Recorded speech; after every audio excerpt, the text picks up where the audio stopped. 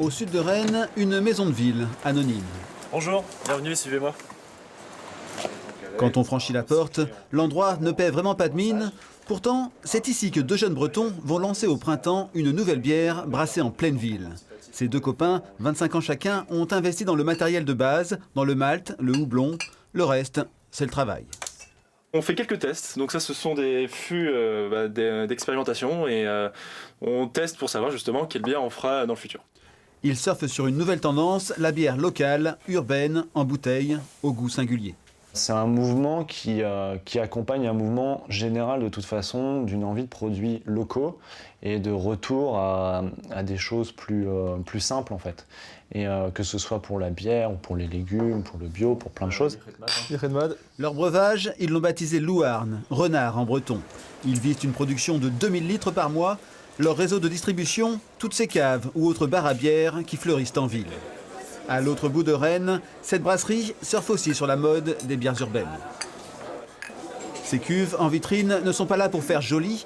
C'est ici même que Gaël brasse la bière qui va être consommée dans le restaurant. Certes, le malt n'est pas local, ni bio, mais Gaël tente de concocter des boissons spécifiques, avec du houblon japonais ou pourquoi pas breton. Pour lui, c'est une passion. C'est le fait de sortir un produit qui va être différent en fonction de la pâte du brasseur, en fonction de la zone géographique, puisqu'on utilise l'eau de la ville de Rennes, par exemple. Tout ça, ça va changer. C'est vraiment comme le vin. On peut vraiment s'amuser à faire des recettes différentes à chaque fois si on a envie. Ouais. Et ça, j'adore. Moi, je trouve ça très sympa. Et la bière est très bonne en plus, donc non, je trouve ça très bien. Et c'est très intéressant, en fait, les explications, de pouvoir avoir des explications sur la bière, je trouve ça très bien. Un peu à la façon d'un chef cuistot. Ouais, exactement, ouais. Le concept de brasser au sein même du restaurant n'est pas nouveau. Les trois brasseurs ont été créés à Lille dans les années 80. S'il arrive à Rennes aujourd'hui, ce n'est pas un hasard. La Bretagne, terre de cidre historique, change de braquet.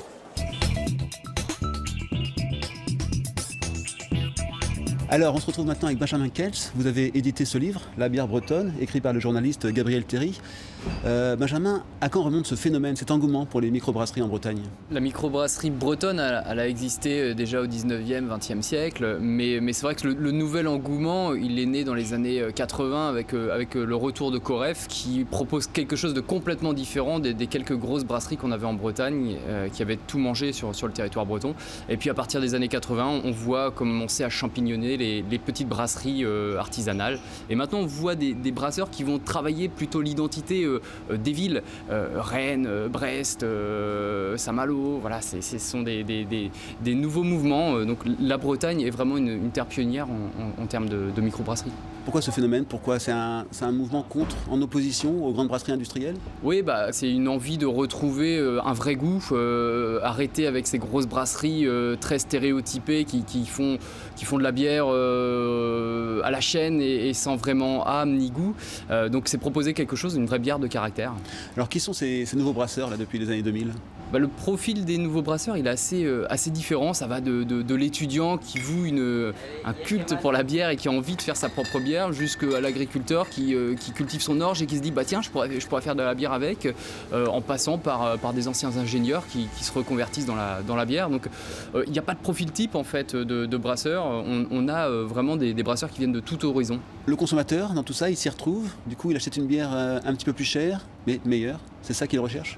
Ah oui, complètement. Je pense que au niveau des producteurs, au niveau des brasseurs, mais aussi au niveau du consommateur, il y a une vraie attente pour une bière qui soit différente, une bière qui ne soit pas celle des supermarchés et la bière de chez soi. Ça, c'est vraiment quelque chose d'important.